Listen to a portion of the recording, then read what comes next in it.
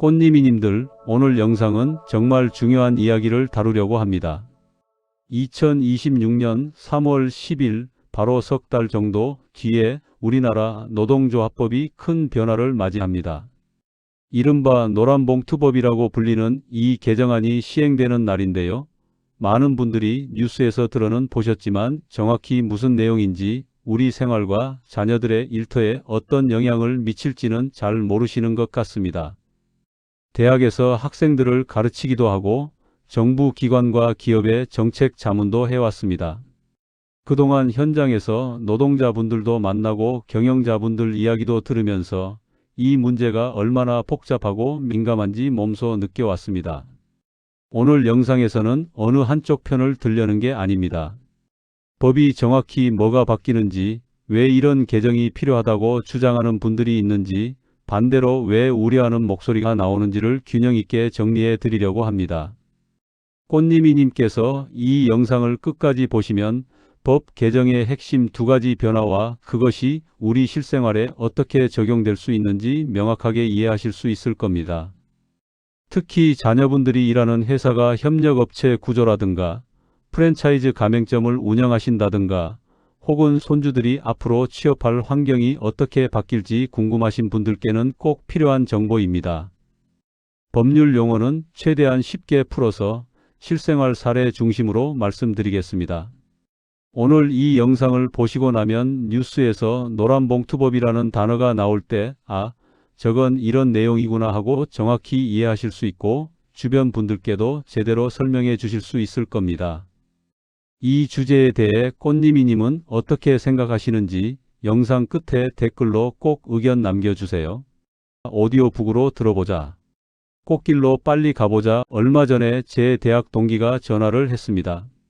이 친구는 중소제조업체를 운영하는데 목소리가 무척 걱정스러웠어요. 아들이 대기업 협력업체에 다니는데 이번 법 개정으로 회사에 무슨 변화가 있을지 모르겠다는 거였습니다. 저한테 물어보더군요. 준호야, 노란봉투법이 뭔지 뉴스에서는 노동자 편이라는데 우리 아들 회사는 괜찮겠지? 솔직히 잘 모르겠다고 하더라고요. 그래서 제가 차근차근 설명해 줬습니다. 법 개정의 핵심은 두 가지라고요. 첫째는 사용자라는 개념이 넓어진다는 것, 둘째는 파업 같은 쟁의행위를 했을 때 손해배상을 물리는 기준이 달라진다는 것. 친구는 그제야 그래서 원청 회사도 교섭 상대가 될 수 있다는 얘기구나 하고 이해하더군요. 또 다른 분은 60대 박영수님이라고 프랜차이즈 치킨집을 운영하시는데요. 이분도 비슷한 걱정을 하셨어요. 본사와 가맹점주 사이에도 이 법이 적용되는 건지, 배달 라이더들과의 관계는 어떻게 되는 건지 궁금해 하시더라고요. 많은 분들이 이렇게 막연한 불안감은 있는데 정확한 내용은 모르시는 상황입니다. 꽃님이님, 이 영상을 끝까지 보시면 이런 궁금증이 모두 해결됩니다. 법 개정의 핵심 내용을 쉽게 이해하실 수 있고 우리 가족과 자녀들의 일터에 어떤 영향이 있을지 명확히 아실 수 있어요. 그리고 무엇보다 중요한 건 이 문제를 어느 한쪽 시각에서만 보는 게 아니라 노동자 보호와 기업 경영이라는 두 가지 가치를 함께 이해하실 수 있다는 점입니다. 혹시 아직 구독과 좋아요를 누르지 않으셨다면 지금 바로 눌러주세요. 이 채널은 꽃님이님께 정확하고 균형 잡힌 정보를 드리기 위해 노력합니다. 이런 중요한 내용을 더 많은 분들이 알 수 있도록 구독과 좋아요로 응원해 주시면 큰 힘이 됩니다. 끝까지 보시면 왜 이 법 개정이 우리 사회에서 뜨거운 논쟁이 되고 있는지, 그리고 앞으로 어떻게 적용될지 분명하게 깨닫게 되실 겁니다. 마지막에 나올 실천 방법을 모르시면 자녀분들과 대화할 때 정확한 정보를 전달하지 못하실 수 있어요. 그러니 꼭 끝까지 함께 해주세요. 자, 그럼 이제 본격적으로 2026년 3월 10일부터 무엇이 바뀌는지 하나씩 살펴보겠습니다. 먼저 이 법이 왜 노란봉투법이라고 불리는지부터 짚고 넘어가야 할 것 같습니다. 과거에 파업을 하던 노동자들에게 회사가 손해배상 청구서를 노란봉투에 담아 보냈다는 데서 유래한 이름입니다. 그 노란봉투가 상징하는 게 뭐냐면 정당한 권리를 주장했는데 막대한 빚을 떠안게 되는 상황이었던 거죠. 이런 배경 때문에 개정을 찬성하는 분들은 노동자 보호를 강화해야 한다고 주장합니다. 그럼 실제로 뭐가 바뀌는 걸까요? 핵심은 노동조합법 2조와 3조입니다. 법률 조문 이야기를 하면 어렵게 느껴지실 텐데 쉽게 풀어서 말씀드릴게요. 지금까지는 사용자가 누구냐고 물으면 답이 간단했습니다. 여러분을 직접 고용한 회사, 월급 주는 회사가 사용자였어요. 그런데 현실을 보면 복잡합니다. 요즘은 직접 고용보다 하청이나 용역 형태가 훨씬 많거든요. 예를 들어 대형 마트에서 일하는 청소 노동자가 있다고 칩시다. 이분의 월급은 청소 영역 회사에서 나옵니다. 그런데 실제로 몇 시에 출근하고 어느 구역을 청소하고 쉬는 시간은 언제인지 이런 걸 결정하는 건 마트 본사예요. 그럼 이 노동자가 근로조건을 개선해 달라고 교섭하려면 누구한테 가야 할까요? 월급 주는 용역회사는 우리도 마트 본사 지시를 따를 뿐이라고 하고 마트 본사는 우린 고용주가 아니라고 하면 노동자는 갈 곳이 없는 겁니다. 개정안은 바로 이 지점을 바꿉니다. 근로조건에 대해 실질적이고 구체적으로 지배하거나 결정할 수 있는 지위에 있으면 사용자로 인정될 수 있다고 범위를 넓힌 거예요. 그럼 모든 원청 회사가 자동으로 사용자가 되는 걸까요? 아닙니다. 여기가 중요한데요. 개별 사안마다 실제 사실관계를 따져봐야 합니다. 정말로 원청이 근로조건을 결정하는 권한을 갖고 있었는지 단순히 업무 지시만 한 건지 이런 걸 노동위원회나 법원에서 구체적으로 판단합니다. 자동으로 확 바뀌는 게 아니라 사례별로 쌓여가면서 기준이 만들어지는 거죠. 제가 연구하면서 만난 한 건설 현장 노동자분은 이렇게 말씀하셨어요. 저는 하청 소속인데 원청 현장 소장이 매일 작업 지시를 하고 안전교육도 시킵니다. 그런데 임금 문제가 생기면 하청 사장은 돈이 없고 원청은 우리 직원 아니라고 책임을 안 진다는 거예요. 이런 분들 입장에서는 개정이 필요하다고 느낄 수밖에 없는 거죠. 반대로 중소기업을 운영하는 분들은 걱정이 많습니다. 내가 대기업한테 납품하는 협력업체인데 우리 직원들이 대기업을 상대로 교섭을 요구하면 어떡하지? 대기업은 우리한테 책임을 떠넘기고 우리는 감당이 안 되는 거 아닌가? 이런 우려가 현실적으로 존재합니다. 실제로 제가 자문했던 한 중소제조업체 대표님은 직원이 10명인데 원청 대기업 노조가 우리한테도 교섭하자고 오면 대응할 여력이 없다고 하소연하셨어요. 그래서 이 부분은 앞으로 법 시행 후 초기 판례가 정말 중요합니다. 법원과 노동위원회가 어떤 기준으로 사용자를 인정할지, 어느 선까지 책임을 물을지가 구체화되면서 현장에서도 예측 가능성이 생기는 거죠. 지금은 법이 통과됐지만 실제 적용 사례가 쌓이려면 시간이 좀 걸릴 겁니다. 두 번째 핵심 변화는 쟁의행위와 손해배상 책임 부분입니다. 쟁의행위라고 하면 어렵게 들리는데 쉽게 말해 파업이나 태업 같은 걸 말합니다. 노동자들이 자기 권리를 주장하기 위해 집단적으로 일을 멈추거나 거부하는 행위죠. 지금까지는 이렇게 파업을 하면 회사가 입은 손해를 노조나 노동자 개인에게 청구할 수 있었습니다. 그것도 금액이 어마어마한 경우가 많았어요. 몇억, 몇십억씩 청구하는 사례도 있었거든요. 파업 자체는 헌법에서 보장한 권리인데 그 권리를 행사했다가 평생 갚을 수 없는 빚을 지게 되는 상황이 생긴 겁니다. 개정안은 이 부분을 바꿉니다. 정당한 쟁의 행위로 인한 손해에 대해서는 배상 책임을 지지 않는다는 원칙을 명확히 하는 거예요. 그럼 모든 파업이 정당한 쟁의 행위가 되는 걸까요? 아닙니다. 여기에도 조건이 있습니다. 정당한 쟁의 행위가 되려면 절차를 지켜야 하고 목적도 정당해야 하고 방법도 평화적이어야 합니다. 예를 들어 조합원 투표도 안 하고 갑자기 파업하면 절차 위반이에요. 임금이나 근로조건이 아니라 정치적 목적으로 파업하면 목적이 정당하지 않은 거고요. 파업하면서 회사 시설을 파손하거나 폭력을 쓰면 방법이 평화적이지 않은 겁니다. 이런 경우엔 당연히 손해배상 책임을 집니다. 제가 만난 한 노조 간부는 이렇게 말했습니다. 우리는 법과 절차를 다 지켜서 파업했는데도 회사가 천문학적 손해배상을 청구해서 조합원들이 두려움에 떨었다고요? 정당한 권리 행사인데 이게 맞냐는 거죠. 이런 상황을 막겠다는 게 개정의 취지입니다. 반대로 기업 입장에서는 우려가 있습니다. 파업으로 생산 라인이 멈추면 납품 계약을 못 지키고 그러면 거래처한테 위약금을 물어야 하고 회사가 입는 피해가 막대한데 그걸 아무도 책임지지 않는다면 기업 경영이 불가능하다는 주장입니다. 여기서도 핵심은 정당성 판단입니다. 법원이 구체적 사실을 따져서 이 파업이 정말 정당한 쟁의행위였는지 아닌지를 판단합니다. 불법 행위에 대한 책임이 자동으로 사라지는 게 절대 아니에요. 오히려 정당한 권리 행사와 불법 행위를 더 명확하게 구분하겠다는 취지입니다. 실제 사례를 하나 들어볼까요?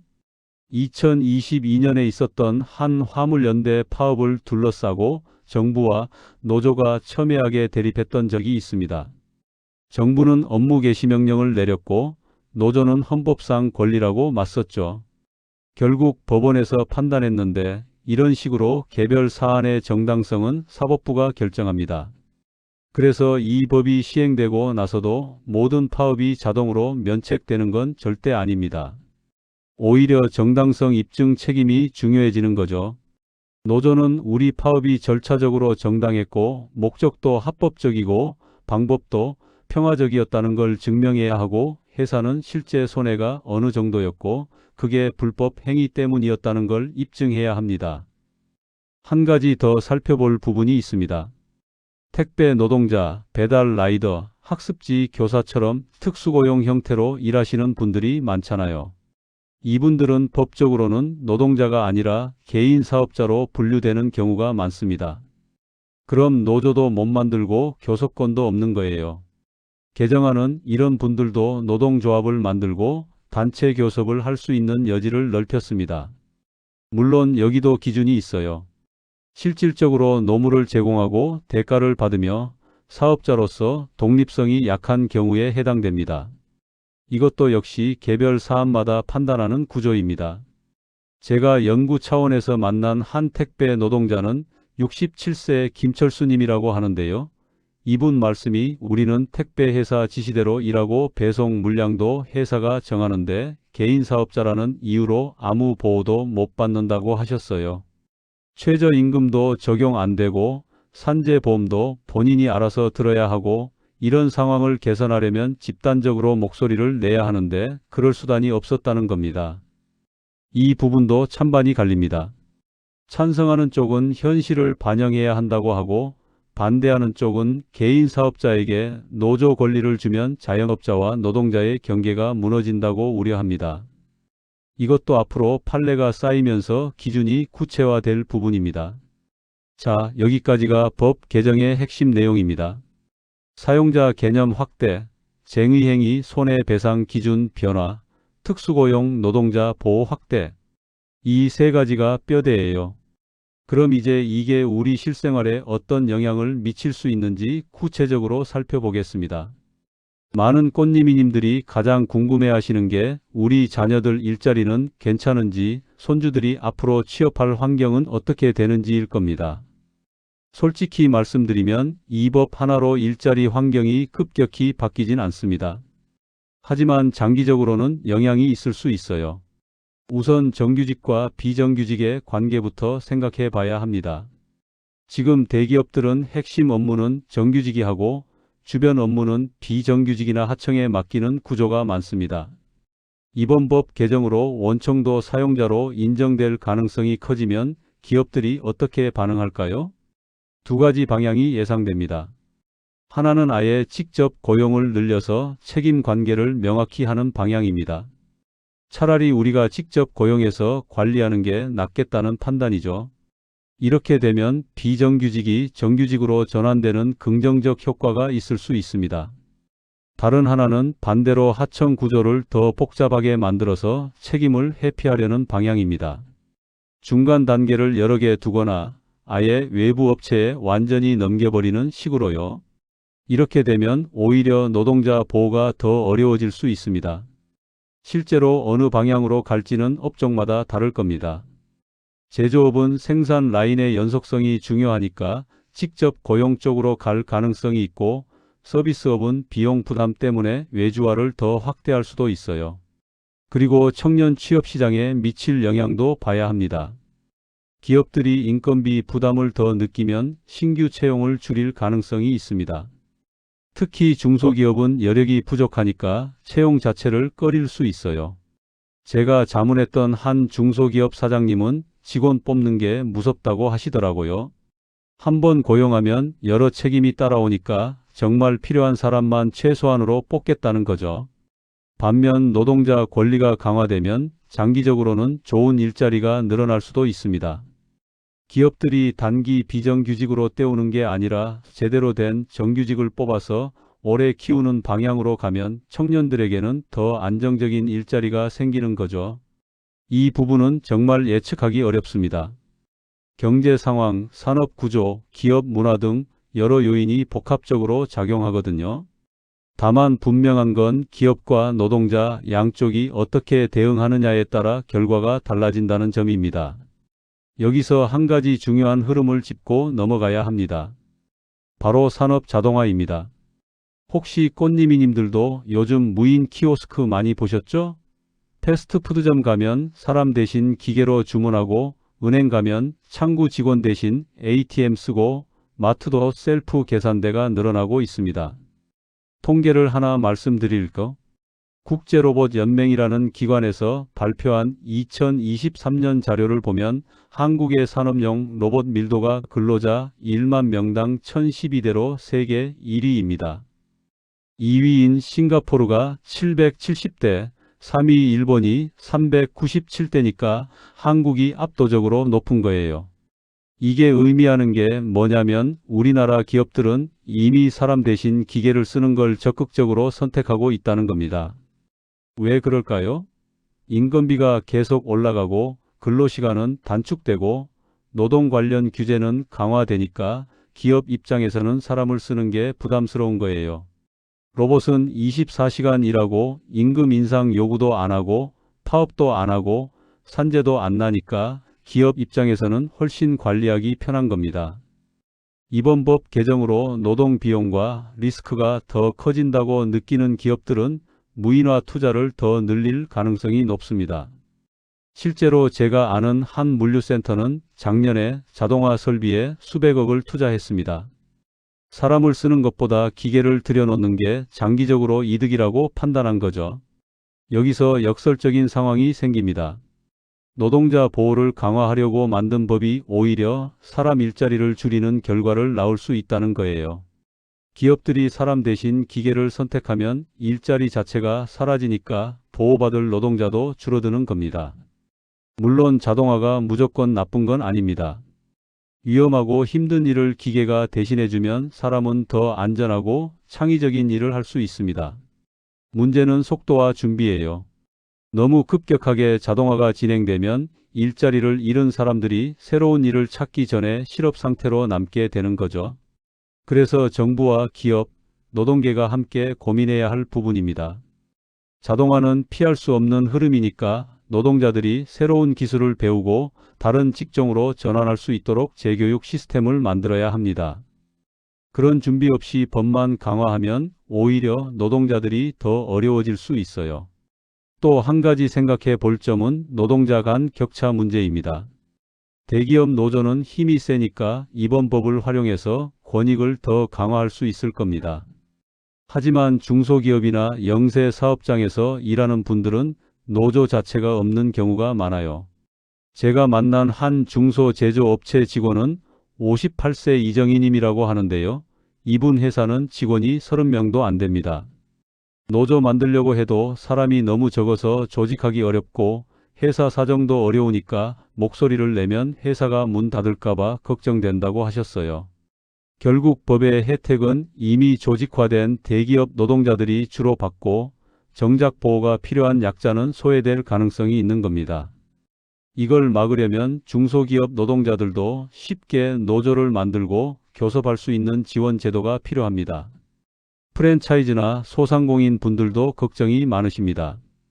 본사와 가맹점주 관계에서도 사용자 개념이 적용될 수 있거든요. 예를 들어 치킨집 가맹점을 운영하는데 본사가 영업시간, 메뉴, 가격을 다 정한다면 본사가 실질적 사용자로 인정될 여지가 있습니다. 그럼 가맹점에서 일하는 아르바이트생들이 본사를 상대로 교섭을 요구할 수도 있는 거예요. 본사는 책임을 떠안고 싶지 않으니까 가맹 계약 조건을 까다롭게 만들 수 있고, 그러면 가맹점주들이 피해를 보게 됩니다. 해외 사례도 참고할 필요가 있습니다. 유럽 일부 국가들은 이미 비슷한 제도를 운영하고 있어요. 프랑스나 독일은 원청 기업의 책임을 인정하는 판례가 오래전부터 쌓여왔습니다. 다만 이 나라들은 노사정 협의 문화가 발달했고 산업별 교섭 구조가 탄탄해서 한국과는 상황이 다릅니다. 미국은 또 다릅니다. 미국은 기본적으로 자유시장 경제를 중시하니까 기업의 경영권을 더 보호하는 경향이 있어요. 노조 활동도 제한적이고 손해배상 청구도 활발합니다. 각 나라마다 역사와 문화, 경제 구조가 다르니까 어느 나라 제도가 정답이라고 할 수 없습니다. 한국은 한국만의 특성이 있습니다. 대기업 중심 경제 구조, 원하청 관계의 복잡성, 빠른 고령화와 청년 실업 문제, 이런 걸 다 고려해서 우리에게 맞는 방식을 찾아야 합니다. 그래서 이번 법 시행 이후 2년에서 3년 정도 지켜보면서 현장 사례를 모으고 문제점이 보이면 보완하는 과정이 꼭 필요합니다. 법을 만드는 것보다 현장에 잘 적용되도록 하는 게 더 중요한 거죠. 마지막으로 꽃님이님께 꼭 말씀드리고 싶은 건 이 문제를 흑백 논리로 보시면 안 된다는 점입니다. 노동자 편이냐 기업 편이냐로 나누는 게 아니라 우리 사회 전체가 함께 잘 살려면 어떻게 해야 하느냐를 고민해야 합니다. 노동자도 존중받아야 하고 기업도 지속 가능해야 우리 경제가 돌아가는 거니까요. 이제 마지막 정리로 넘어가 보겠습니다.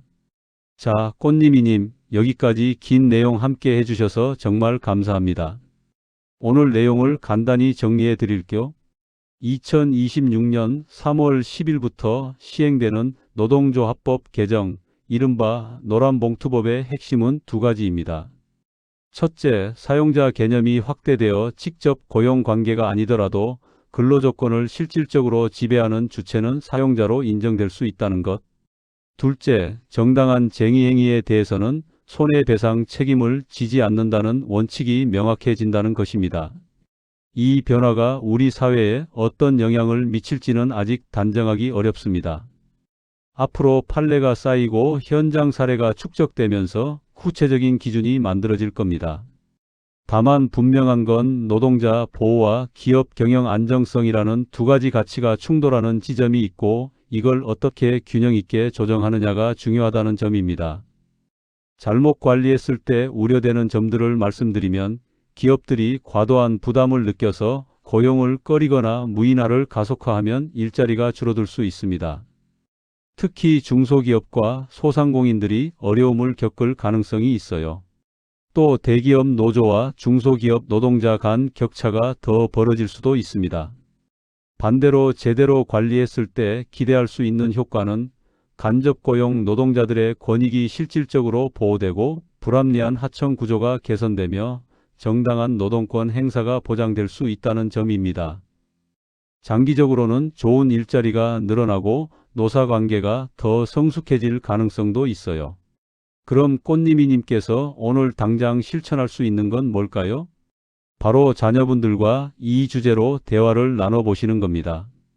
자녀분이 어떤 고용 형태로 일하는지, 회사에서 노사관계는 어떤지, 이번 법 개정에 대해 어떻게 생각하는지 물어보세요.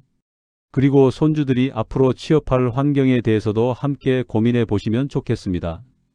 우리 세대가 누렸던 안정적인 일자리가 다음 세대에도 보장될 수 있을지, 어떤 준비가 필요한지 가족끼리 진지하게 얘기 나눠보시는 거죠. 또 하나, 뉴스나 인터넷 기사를 보실 때 어느 한쪽 주장만 믿지 마시고 양쪽 입장을 다 들어보시길 권합니다. 노동계가 왜 이 법이 필요하다고 하는지, 경영계가 왜 우려하는지 둘 다 이해하려고 노력하시면 더 균형 잡힌 시각을 가지실 수 있습니다. 저는 25년간 이 분야를 연구하면서 한 가지 확신하게 된 게 있습니다. 정답은 어느 한쪽에 있지 않다는 거예요. 노동자만 보호하면 기업이 무너지고 기업만 보호하면 노동자가 희생됩니다. 결국 둘이 함께 살아야 우리 경제가 건강하게 돌아가는 겁니다. 마지막으로 꽃님이님께 질문 하나 드리고 싶습니다. 이번 노조법 개정에 대해 어떻게 생각하시나요? 노동자 보호가 더 중요하다고 보시는지 아니면 기업 경영 안정이 더 중요하다고 보시는지 혹은 둘 다 균형 있게 가야 한다고 생각하시는지 댓글로 의견 남겨주세요. 꽃님이님들의 생각이 정말 궁금합니다. 오늘도 긴 영상 끝까지 시청해 주셔서 진심으로 감사드립니다. 구독과 좋아요, 알림 설정까지 해주시면 다음 영상도 놓치지 않고 보실 수 있습니다. 꽃님이님의 건강하고 행복한 노후를 응원합니다.